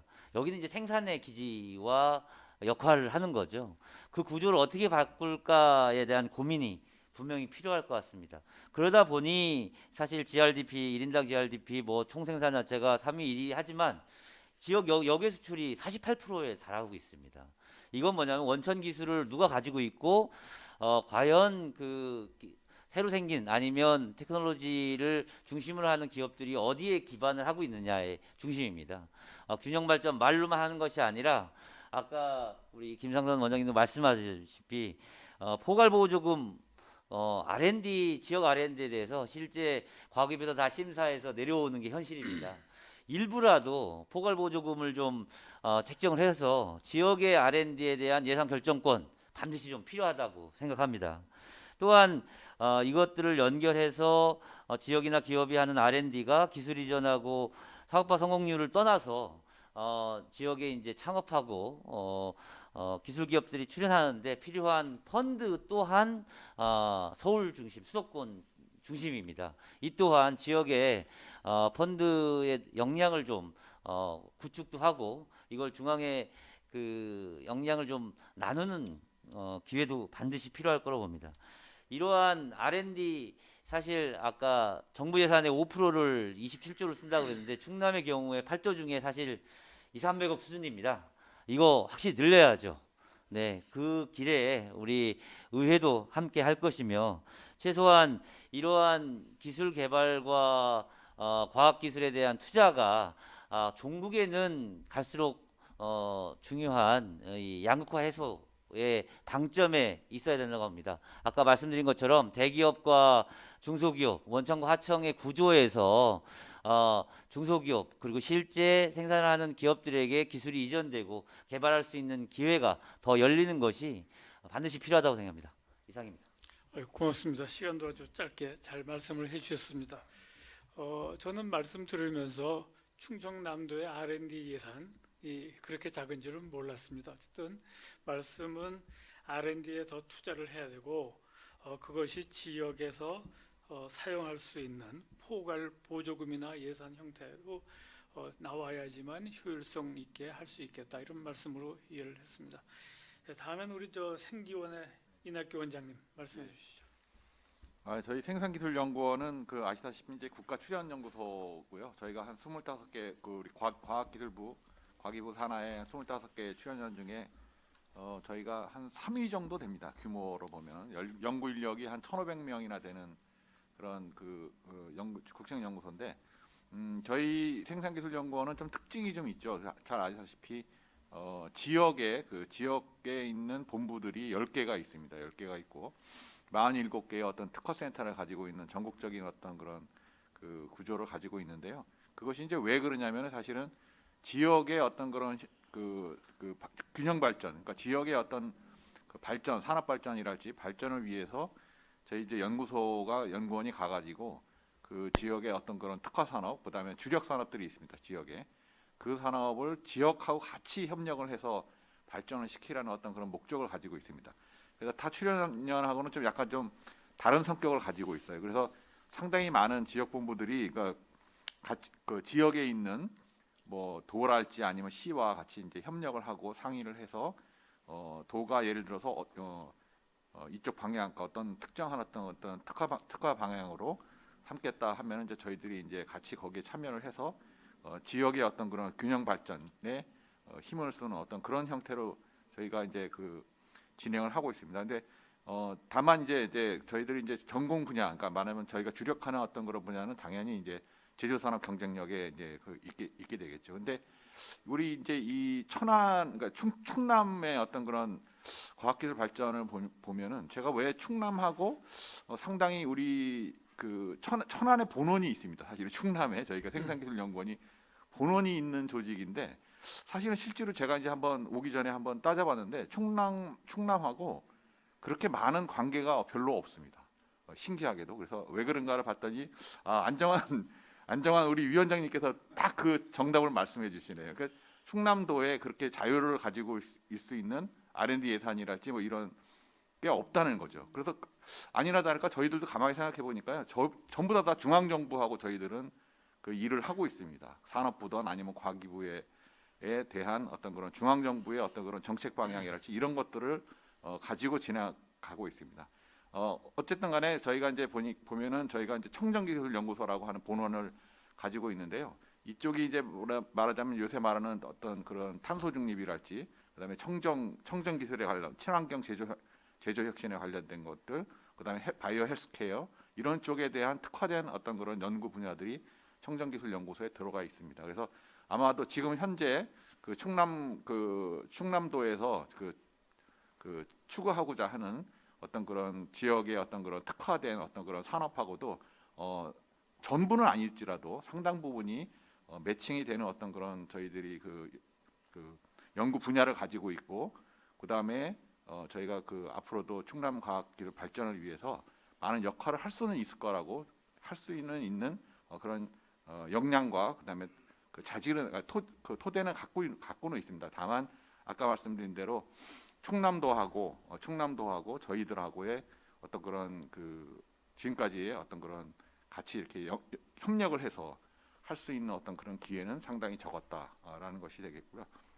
제가 이제 좀 하나 더 이렇게 충남 과학기술 발전을 위해서 제안을 드리자면 따라서 그러니까 중앙정부 그러니까 도에서 할 수 있는 어떤 그런 R&D 예산을 확보를 하는 것이 이제 물론 이제 제일 중요한 거긴 하지만 도에 같이 있는 유관 기관들하고도 협력하는 것이 상당히 굉장히 좋습니다. 예를 들어서 RIS 조직인 이제 테크노파크 같은 경우에는 뭐 기본적인 어떤 그런 인프라랄지 뭐 이런 것들을 좀 깔아준다고 하면은 저희 NIS 조직 같은 이런 연구소에 관련된 것은 그런 인프라 어떤 산업 인프라를 가지고 저희가 연구를 해서 그 도내에 있는 기업들을 갖다가 좀 더 육성을 한다든지 이런 형식으로 좀 협력하는 관계를 가져가는 것이 더 이 충남 과학기술 발전에 도움이 되지 않을까라는 그런 생각을 가지고 있겠습니다. 예, 마치겠습니다. 예, 고맙습니다. 생기원하면 진짜 국가적으로 굉장히 중요한 기관인데 근데 어쨌든 충청남도하고는 관계가 아직은 좀 부족한 게 많은 것 같다. 협력을 더 해야 되겠다라고 말씀해 주신 거 많은 분들이 기억을 하시고요. 그래서 앞으로 그 생기원하고도 더 협력을 하셔가지고 말씀은 생기원뿐만 아니라 충청남도의 여러 정부 관련되는 기관들이 많으니까 같이 협력을 해서 진흥원이 그 협력의 리더가 되는 그런 걸 한번 생각을 하면 좋겠습니다. 예, 다음에는 우리 충청남도 미래산업국의 정병락 국장님 말씀해 주시죠. 충남미래산업국장 정병락입니다. 방금 또 이낙규 원장님께서 충남 지역과의 이제 협력 관계 말씀을 주셔서 잠깐 말씀드리면 몇몇 사업들이 진행이 되는데요. 저희 예산 규모가 작다 보니까 이게 부각이 좀 안 되는 측면이 있을 것입니다. 앞으로 더 노력하겠고요. 김상선 원장님 주제 발표 주신 것 감사드립니다. 그 주제 발표와 연관되는 내용들을 중심으로 해서 오늘 또 충남과학기술진흥원의 개원식인 만큼 과학기술진흥원에 대해서 한 3가지 정도 당부 말씀드리겠습니다.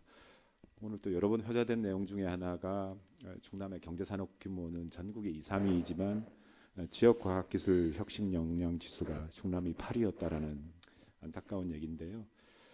제가 그래서 평가 지표와 항목들을 꼼꼼히 다 찾아봤는데요.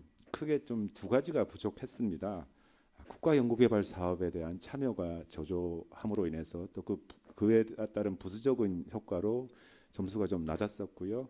또 논문 관련한 지표가 의외로 많았습니다. 알코스티를 평가하면서. 그런데 또 논문 관련한 성적이 좀 저희가 안 좋았습니다. 국가연구개발 사업 관련해서는 저희가 국가가 직접 지원하는 소위 순국비 R&D 사업을 저희가 더욱 많이 확보를 해 와야 될 것입니다. 이를 위해서 충남과학기술진흥원 중심으로 해서 연구 주체인 산업계, 학계, 연구계가 똘똘 뭉쳐서 우선은 제안요청서 RFP를 산업기술평가원이라든지 과학기술평가원이라든지 또는 중기부의 기정원이라든지 그런 지정공모 과제로 많이 반영을 시켜야 됩니다. 그리고 지정공모 과제로 반영이 된 다음에는 설명회나 정보 교류회를 통해서 정보 제공을 하고요. 또 주관기관이 될 만한 기업 대학 또 참여 기관이 될 만한 기업 대학 간에 또 네트워킹을 좀 해주셔야 됩니다. 일례로 이번 주 월요일 날 저희가 디스플레이 혁신공정 플랫폼의 3차년도 R&D 과제가 지금 공고가 났는데요. 총 23개 과제에서 181억 원 규모의 R&D 사업이 발주가 됐고요. 충남 TP 디스플레이 센터가 중심이 돼서 지난 월요일 날 산업기술평가원에 그 디스플레이 담당 PD를 초청을 해서 17개 기업과 대학 도내 대학들을 모신 자리에서 설명회를 했습니다. 그리고 충남 TP가 이후에 네트워킹과 같은 후속 작업을 할 것이고요. 우리 과학기술진흥원이 그런 역할을 해주시기를 당부드립니다. 두 번째는 오늘 또 김상선 원장님 발표 내용 중에 과학기술이 중심이 되는 사회실현 그것을 위해서 진흥원이 역할을 해주셔야 됩니다. 21년도 27조 4천억 원이라는 국가연구개발 사업 예산이 책정이 되어 있고요. 주력 부처였던 산업부, 과기부뿐만 아니라 이제는 해수부, 농림부, 문화부 또 심지어 문화재청에서도 R&D 사업을 하고 있습니다. 주력 분야는 당연히 저희가 집중해야 되고요. 주력이 아니라고 생각했던 무엇보다도 중요한 안전 분야, 국방 분야, 또 문화 분야, 해양수산 분야 이런 분야에 있어서도 충남의 과학기술 역량을 더 끌어올리기 위해서 진흥원이 역할을 해주시기 바랍니다. 세 번째로 전국 규모에서의 균형 발전도 중요하지만 우리 도 안에서도 지역의 균형 발전이 중요합니다. 안타깝게도 북부권 중심으로 해서 우리 생산기술연구원, 자동차연구원 그리고 여러 대학들이 집중되어 있고요.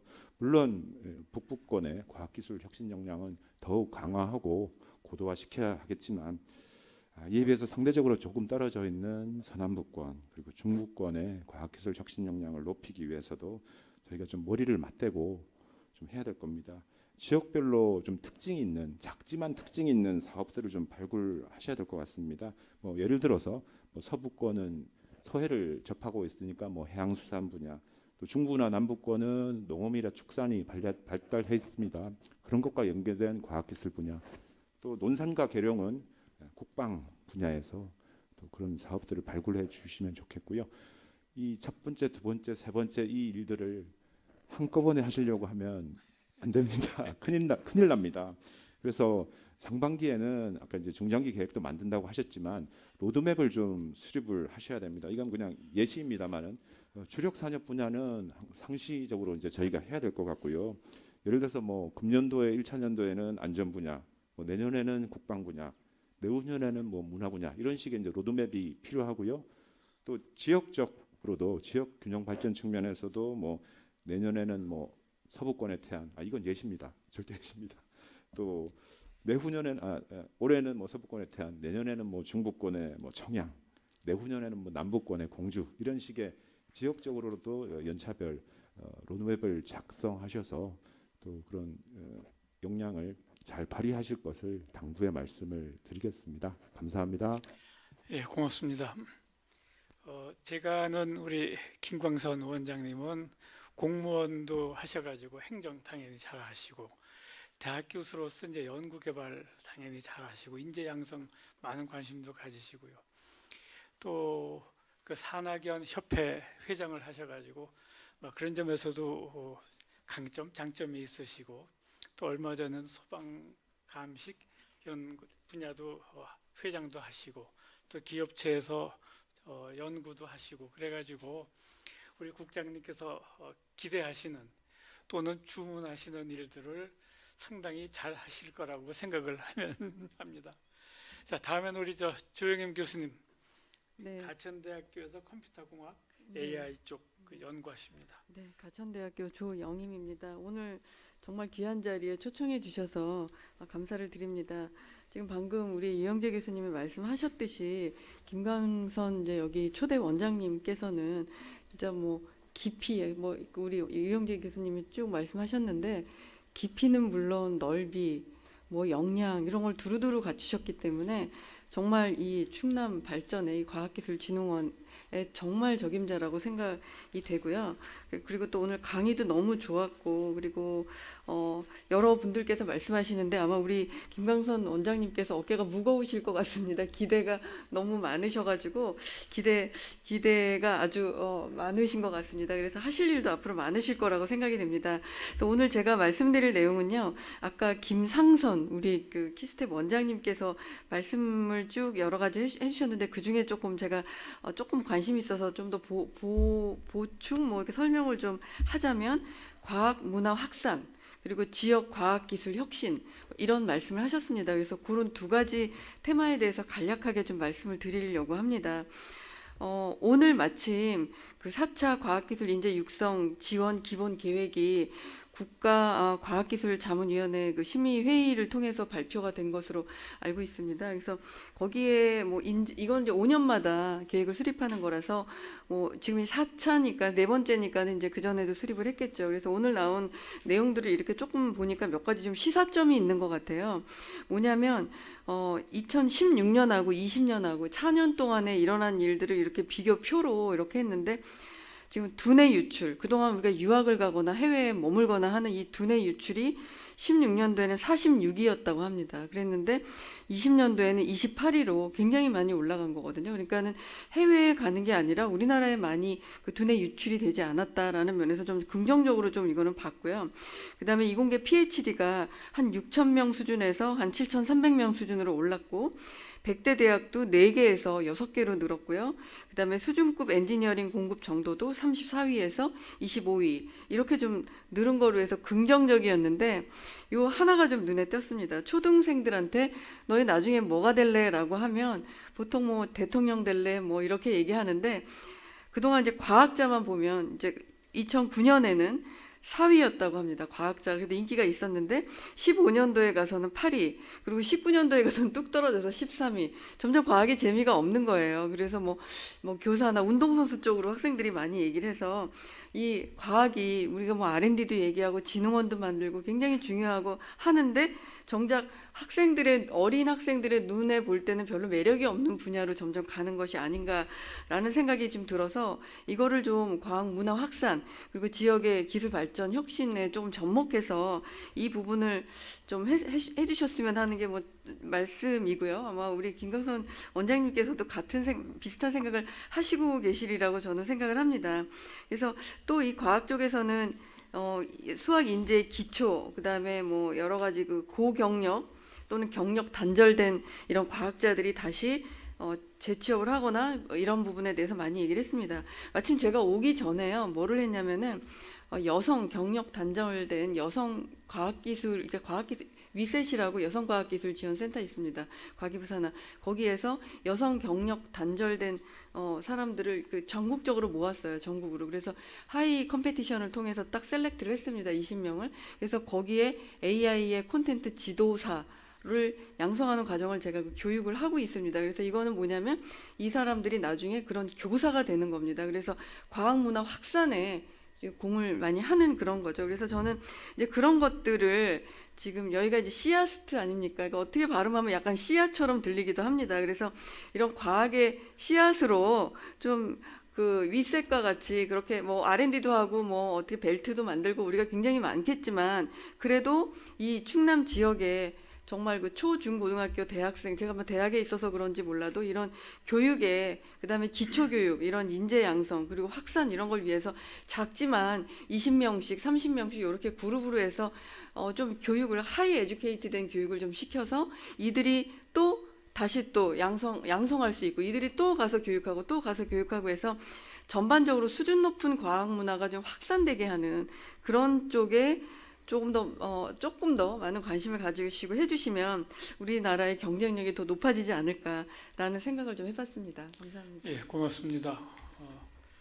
지금 말씀드린 우리 김광선 원장님 자꾸 그 일만 시키는 것 같아서 미안하기도 한데 적어도 여기 계신 분들은 발언을 하시면 나중에 그냥 열심히 협력하고 도와드려야 된다고 생각을 합니다. 예, 다음에 우리 그 아이뉴스 정치경제부의 최상국 부장님 부탁드리겠습니다. 네, 뉴스24의 최상국입니다. 저는 주로 이제 과기정 통부 세종에서 과기정 통부 출입하면서 과학기술 분야 담당하고 있습니다. 저는 이제 그 원장님께서 초대해 주셔서 제가 충남에 아무런 연고도 없는데 충남 과학기술진흥원 이제 초대해 주셔서 감사드리고요. 저는 이제 평상시에 이제 그 과학기술 정책 보면서 이제 지역 R&D와 관련된 분야에서 평상시 좀 궁금했던 그 말씀을 좀 드리고 싶습니다. 지난번에 저번 달에 이제 대전과학산업진흥원 출범 관련해서 열린 토론회에서도 제가 가서 비슷한 얘기를 한 적이 있는데요. 대전의 과학산업진흥원 출범하면서 이제 내세운 비전을 보니까 뭐 충남도 마찬가지지만 대전은 뭐 가지고 있는 그 과학기술 혁신 역량이나 주체나 이런 것들이 뭐 국내 최고를 스스로 자부하고 우리가 가장 잘할 수 있다라는 이제 인프라적인 측면에서 가지고 있는 인재풀이나 연구단지에 있는 석박사들 그 자신하고 있더라고요. 그럼에도 불구하고 그분들의 고민은 똑같은 것 같아요. 그러니까 뭐 대구든 부산이든 광주든 그게 뭔가 하면 이제 그 지역에 입주해 있는 혁신 주체들은 많지만 그 혁신 주체들이 지역을 혁신하는 주체는 아니다. 핵심적으로. 그러니까 대덕연구단지 과학자들이 대전 시민인가? 대전의 문제를 해결하려는 생각을 가지고 있는가? 라는 그 문제 제기가 사실은 가장 근본적인 문제인 것 같아요.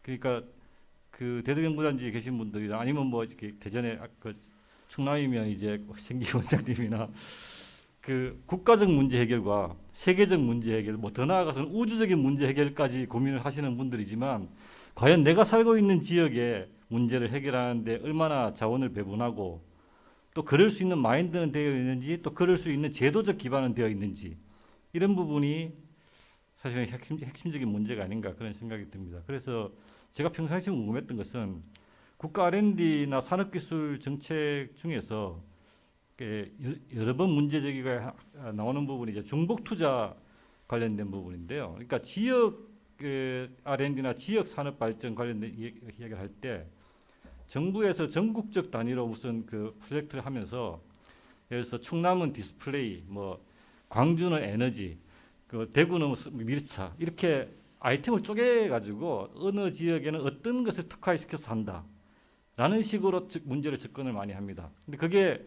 과연 지역 R&D라는 측면, 지역 혁신 역량을 키우는 측면에서 과연 그것이 타당한가라는 질문을 저는 평상시에 하거든요.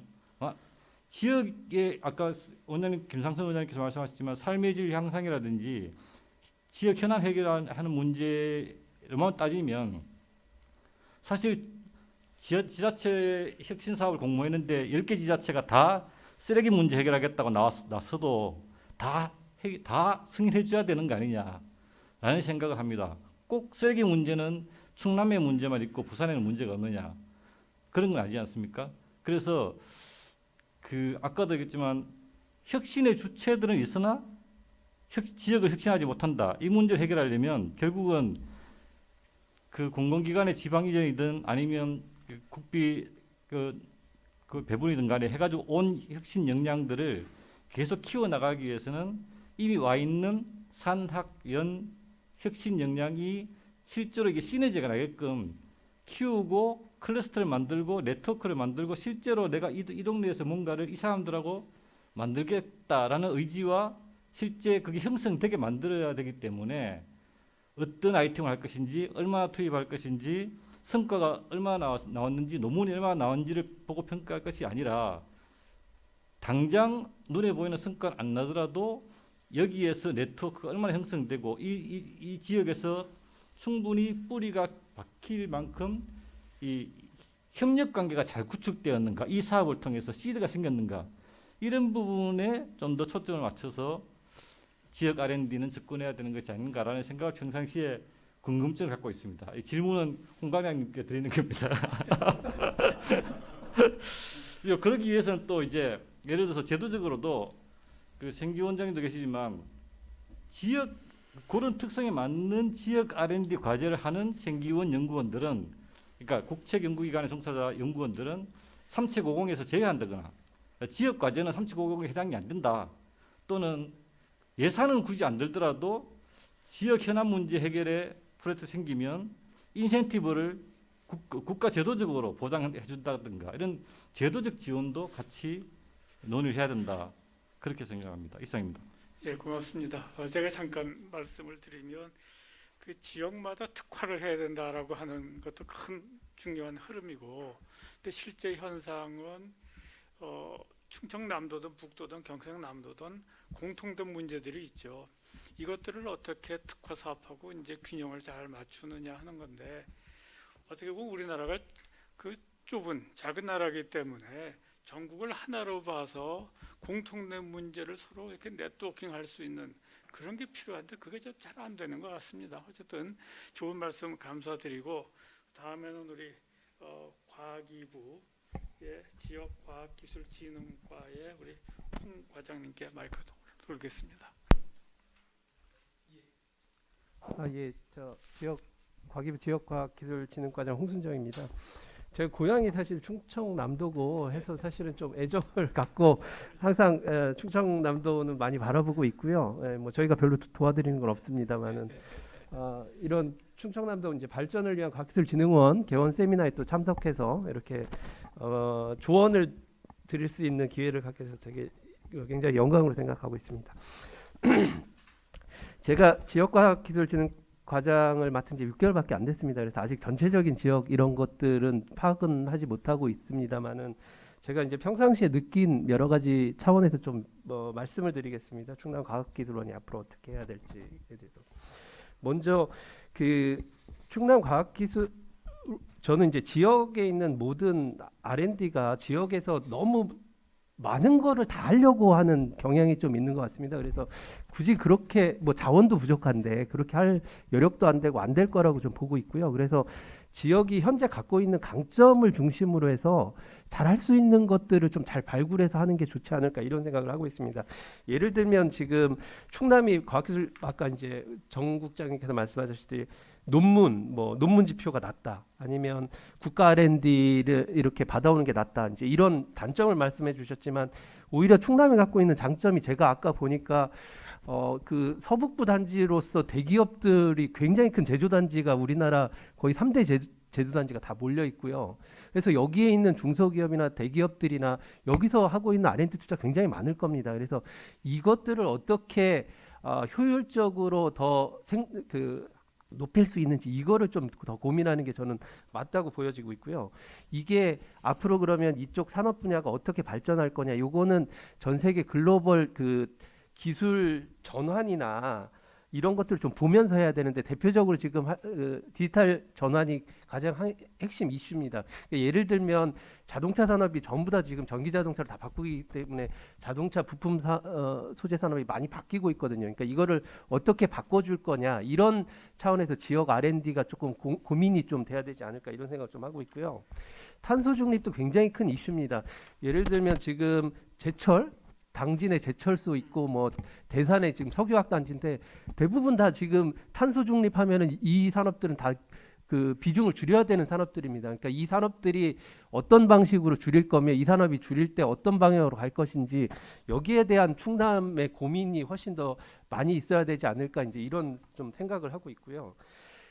산업이 그러면 바뀌면은 신산업도 육성을 해야 되는데 신산업은 그럼 다 할 거냐? 바이오가 중요하다고 다 할 거냐 이런 건 아니라는 거죠. 그래서 기존에 있는 그 자원들 그러니까 역량을 갖고 있는 사람들을 잘 발굴해서 그 사람들끼리 잘 모이면 새로운 산업에 대한 아이디어도 나올 겁니다. 제가 그 강원도 원주를 가서 한번 느낀 건데 강원도 원주는 중앙 정부가 지원한 게 하나도 없는데 거기 바이오 산업 단지가 자생해서 만들어지고 있더라고요. 그러니까 지방에 있는 그 혁신 주체들이 잘 뭉치면 뭔가 만들어질 겁니다. 그러니까 이런 것들을 좀 만들어 잘 해서 키워나가는 게 좀 좋을 것 같고요. 그 산업단지 말고 뭐 저 밑에 이제 그 뭐 부여나 이제 남쪽 지방은 이제 산업이 많지 않은데 여기를 굳이 산업단지 할 필요는 없을 것 같고요.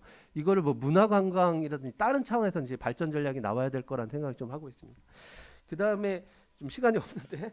두 번째로 아까 이제 얘기했다시피 그 사람이 굉장히 중요합니다. 그래서 이 사람을 어떻게 그 끌어올 거냐 이걸 고민을 많이 하셔야 되는데 제가 봤을 때 충남은 굉장히 좋은 위치에 있습니다. 서울하고 굉장히 가깝고 대전하고도 다 가깝고 사람을 굳이 이쪽으로 이주시킬 필요는 저는 없다고 보고 있고요.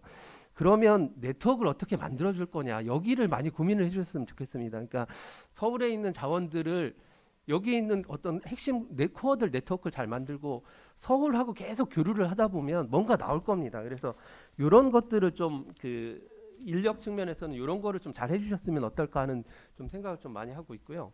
재원과 관련해서는 사실 중앙부처 사업이 너무 복잡합니다. 저도 그걸 인정하고 이걸 통합해야 되는데 이거를 통합하는 것보다는 이거 시간이 너무 많이 걸립니다. 그러면 지방은 어떻게 해야 되냐? 제가 봤을 때 중앙부처는 전체적인 흐름은 중앙부처의 탑다운 사업들을 특히 지방으로 가는 사업들은 지방의 수요를 받아서 어떤 그 기획서를 만들고 다시 이제 지방으로 내려주는 이런 방식의 사업들을 많이 지금 만들어 가려고 하고 있습니다. 대표적으로 중기부 산업부는 그렇게 해왔고요. 과기부는 그렇게 한 적이 없습니다. 과기부는 NIS 중심으로 했기 때문에. 하지만 저희도 이제 우리 과기부에서도 장 차관님 굉장히 관심이 많아서 이런 사업들을 많이 만들려고 하고 있고요. 그러다 보니까 이제 지역의 코어들이 아까 만들어졌으면 어떤 사업들을 끌고 와야 되겠다. 그러니까 중앙에 있는 여러 사업들을 다 모니터링 해보면 제안도 하고 여기서 사업을 그러니까 이 그 주체들이 이런 것들을 해야 되는데 각자 사업에서 끌어올 수 있는 이런 것들을 좀 많이 만들었으면 어떨까 이런 생각을 좀 많이 하고 있고요. 기획은 그런 차원에서 기획보고서 많이 나왔으면 합니다. 그리고 궁극적으로는 중앙부처 사업 통합시켜서 포괄보조금 달라. 이거는 좀 장기적으로 계속 요구를 하셨으면 지역 발전에 어떤 그것들이 되지 않을까 이런 생각을 좀 하고 있습니다. 제가 우리 최 기자님 말씀에 답변이 됐는지 제가 잘 모르겠는데 어쨌든 저도 이 지역 그 발전을 과학기술이 어떤 역할을 해야 되는지 막 굉장히 고민을 많이 하고 있고요. 우리 원장님 계속 저희한테 아이디어 이렇게 주시면 저희도 거기에 맞춰서 이렇게 사업 정책을 만들어 가도록 하겠습니다. 예, 고맙습니다. 오늘 제가 여기 와서 배운 것이 이제 몇 가지가 있는데요. 하나는 장영실 그 조선시대 그 훌륭하신 분의 고향이 여기였다는 거하고, 그다음에는 뭐 사소한 건지 몰라도 현실적으로는 우리 과기부의 홍 과장님 고향도 또 이쪽이다 하는 걸 알았습니다. 그래서 이 짧은 시간에 뭐 많은 얘기를 할 수는 없겠지만 앞으로 그 충청남도도 계속 관심을 가지시고 뭐 조언도 해주시고 지원도 해주시면 좋을 것 같습니다. 이거 시간이 짧아서 얘기를 충분히 할 수 있는 거는 아닌데요. 그래도 중요한 이슈 몇 가지는 나왔고 제가 정리는 하지 않겠습니다. 어쨌든 이런 좋은 얘기들을 했는데 처음에 우리 주제 발표를 해주신 우리 김상선 원장님께서 코멘트를 역시 5분 이내로 좀 해주시죠. 역시 패널 모신 분들이 다 훌륭하신 분들이라서 시간이 짧아도 굉장히 요점을 잘 말씀해 주신 것 같습니다. 특히 우리 도의 정국장님은 역시 그 전략을 많이 말씀하시네요. 저는 뭐 적극 공감해요. 중앙정부에서 하고 있는 사업들을 사실 따오는 게 제일 편하고 쉽죠. 그게 그래서 중앙에서 지금 하고 있는 거하고 우리 지방에서 갖고 있는 전략하고 연계해서 좀 어디에 중점을 둬야 되는지 그런 걸 잘 보고 계시면서 아까 RFP를 잘 만들고 전략을 짜고 다 좋습니다. 그건 뭐 당연히 그래야 할 것 같고요. 다만 이제 아까 안창현 위원장님 말씀처럼 저는 지방이 돈이 있든 없든 지방정부 예산의 일정률을 과학기술에 투자를 해야 된다고 봐요. 미국의 각 주정부의 R&D 활동이 굉장히 활발하거든요. 그래서 그거를 그냥 단순히 금년에 끝낼 게 아니라 지방정부 예산의 일정률을 R&D에 투자하겠다 하는 걸 연차별 계획을 만들어서 지금은 비록 200~300억이지만은 이렇게 늘려가겠다. 애트리스트 한 5% 하겠다든가. 그래서 그런 걸 저는 그 자체 예산이 필요하다고 봅니다. 그래서 그 예산은 정말 알토란 같이 잘 써야 된다. 그러니까 예컨대 아까도 말씀드린 것처럼 결국 사람이 오게 해야 되고 기업은 결국 기업이 오는 게 가장 그 주 동기 요인 중에 하나가 사람이거든요. 그 지역에 가면 사람을 구할 수 있다. 조금만 들어가 보십시오. 사람 없어서 기업을 못 합니다, 지금. 그러니까 그 사람을 잘하기 위해서는 지방에서는 브레인 게인 막 걱정하시잖아요. 실컷 키워서 다른 데 나가더라 그러는데 이 지금 충남에도 좋은 대학들이 많아요. 한기대라든가 이런 데하고 정말 제대로 된 산학협력. 그래서 학생들이 내가 갈 기업이 여기도 있구나. 우리 기업에서도 저런 학생들을 쓸 수 있구나. 서로 알 수 있게 만들어주는. 그러니까 겉으로 빛은 안 나지만 그런 내실 있는 사업들을 잘 기획을 하면은 또 오지라든가 이런 데는 꼭 지방에서 하이텍만 필요한 건 아니잖아요. 군 단위, 면 단위에서도 특성화 고등학교하고 연계해서 그런 것도 인력이고요. 그러니까 그런 것들 촘촘하게 잘 계획을 세워서 좀 실질적인 성과를 지향하는데 기획을 해서 돈을 태우면은 지방정부 예산 저는 하루에도 결코 아깝지 않다고 봐요. 그리고 이제 기업이 올 수 있도록 매력적인 여건을 만들어 줘야 된다. 사람이죠. 다음에 뭐 인프라를 조성해 준다든가 인센티브를 준다든가 전 기업이 올 수 있도록 만들어야 되는 것 같아요. 그래서 저는 그게 제일 중요하다고 보고 또 한 가지 말씀드리고 싶은 사항은 이제 아까도 말씀들을 많이 해주셨는데 그 도지사께서 또는 지금 키시아세 원장님 그 어드바이스리 커미티 자문위원회를 저는 잘 활용했으면 좋겠어요. 그러니까 이 영내에도 은퇴과학자라든가 고경력 과학자 교수님들이 많이 있거든요. 그런 분들한테 돈 많이 안 들여도 숙제 드리고 고민하게 하시면은 아이디어 많이 될 수 있어요. 그런 거에 대해서 내가 모든 답을 찾는 게 아니라 같이 참여해서 아이디어를 모으는 그러니까 어느 지역에 가보니까 그 수량인 대회라는 거를 매년 하더라고요. 자기 지역 출신의 중앙정부에 가서 활동하는 뭐 이런 전직 장차관이나 이런 사람들을 다 모아서 막 그 힘을 모으는 거 보니까 그 참 부럽더라고요. 그런 그 밖에 있는 인력들을 네트워킹해서 어떻게 유기적으로 잘 활용하느냐 그런 것도 굉장히 중요하다고 생각이 됩니다. 뭐 다 좋은 말씀 주셨는데요. 참 쉽지 않은 과제들인데 우리 교장님께서 워낙 탁월하신 분이기 때문에 잘 꿰매어서 또 솔루션을 찾고 많은 업적을 이루시리라고 기대합니다. 응원하겠습니다. 네. 예, 좋으신 말씀 감사합니다. 충청남도 또는 진흥원의 자체 예산 이런 것도 필요하고 또 원장님을 보조하는 자문팀도 필요하다 이런 말씀을 해주셨습니다. 여기 계신 분들은 지원을 해주시던가 자문을 해주시던가 둘 중에 하나는 해주실 분들이라고 생각이 들고 지금 우리가 하는 토론이 유튜브로도 자료가 나가고 있습니다. 그래서 유튜브 보시는 분들 중에서도 충청남도 또는 충청남도의 과학기술 또는 과학기술진흥원에 대해서 관심이 있으시면은 조언도 해주시고 또 지원도 해주시면 고맙겠습니다. 그러면 마지막으로 우리 김광선 원장님께 한 말씀 부탁드리겠습니다. 네, 감사합니다. 우리 그 유영재 우리 교수님의 아주 훌륭한 이런 또 자장 역할을 해주셔가지고 아주 굉장히 좋은 토론이 이렇게 된 것 같습니다. 그리고 우리 김상선 또 원장님 그 주제 발표 내용이 너무 좋았고 또 여기 참석하여 주신 모든 분들의 그 고견을 잘 받들어서 또 검토해서 또 자문도 계속해서 구하고 이렇게 해서 계속 상의 드리도록 하겠습니다. 저는 그 딱 한 가지만 하나 말씀드리면 제가 그 산학년 협회 회장을 한 오래 했는데 참 이 산학년 협력이 안 되는 것 같아요.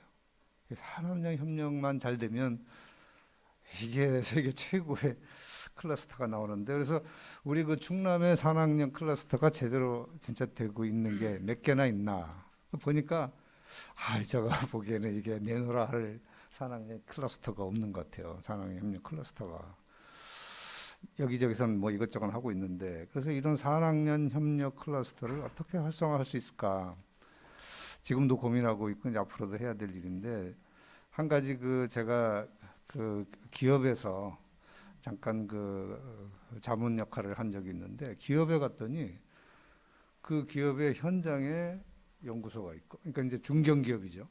바로 그냥 한쪽에 연구소가 있고 그다음에 그 연구한 것을 바로 옆에 내려가서 공장에서 만들고 제작하고 또 안 되면 또 올라와 가지고 설계를 바꾸고 이게 하나가 돼 있더라고. 물론 이제 영업 파트는 또 해외에 있고 뭐 이렇게 있지만 그러면 우리가 이게 아주 대규모의 아주 원천 연구를 그러니까 여러 가지 산학년이 협력해서 할 그런 분야는 그렇게 돼야 될 것 같아요. 그냥 연락해서 그 자리에서 뛰어서 나가서 개발하고 연구하고 서로 협력해서. 근데 이게 이 시스템이 되면 진짜 서울이든 뭐 대전이든 뭐 외국이든 관계가 없거든요. 근데 이제 외국은 또 이게 시간차가 있고 뭐 언어가 있고 또 서울이 되면 또 서울에 또 그 지역 문제가 있고 이런 아주 어려운 문제들이 사실 있고요. 그다음에 산학년에 또 생각이 또 다 다르거든요. 기업은 돈 벌고 학교는 또 뭐 논문 발표하고 연구소는 또 PBS 시스템이니까 연구도 하고 프로젝트도 하셔야 돼요. 그래서 이거를 제가 있는 기간 동안에 진짜 제대로 제가 아까 세계적인 산학년 클러스터를 얘기했는데 세계적인 산학년 클러스터 하나만이라도 이 충남에 만들어 놓으면 이게 어떻게 보면 어떤 큰 기여가 될 수 있지 않을까 이런 생각을 합니다. 그래서 오늘 뭐 너무나 많이 배웠고요. 하여튼 계속해서 노력하고 계속 많은 자문을 구하도록 그렇게 하겠습니다. 예, 우리 원장님 좋은 일 많이 하실 거라고 우리 기대를 하고요.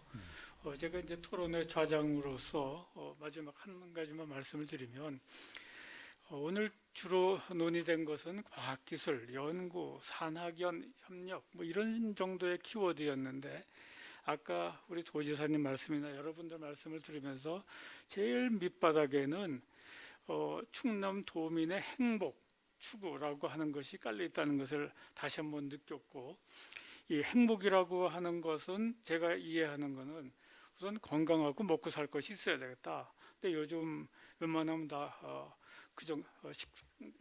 식사 문제는 다 해결하시는 것 같고 두 번째는 가치관이 있어야 행복하답니다.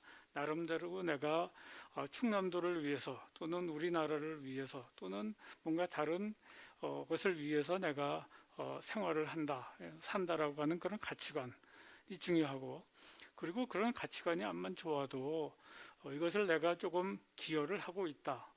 내가 좀 나의 가치관을 실천을 하고 있다라고 하는 이런 실현이 조금은 돼야 된다고 생각을 얘기를 하고 있습니다. 그래서 이런 과학기술 또는 과학기술진흥원도 결국 충청남도 도민의 그런 그 행복 추구 그리고 나아가서는 우리나라 국민들의 행복을 추구하는데 많은 도움을 주시기를 기대를 하면서 오늘의 토론을 마치겠습니다. 예, 감사합니다.